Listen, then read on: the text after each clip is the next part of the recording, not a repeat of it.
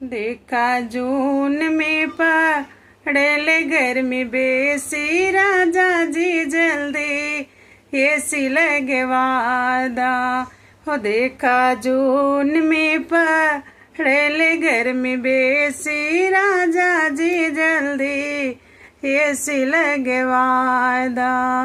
AC लगवादा हो AC लगवादा, AC लगवादा हो AC लगवादा। हो देखा जून में पड़ेले गर्मी बेसी, राजा जी जल्दी एसी लगवादा। ये गाना मेरे लॉन्ग वीडियो पे डल रहा है और आप लोग जाकर ज़रूर सुनिएगा, क्योंकि बड़े मेहनत से ये गाना मैं बनाई हूँ। और प्लीज़ आप लोग सुनिएगा और कमेंट बॉक्स में प्यारा प्यारा कमेंट करिएगा और अपना आशीर्वाद और जो है प्यार बनाए रखिएगा। जय श्री राधे राधे।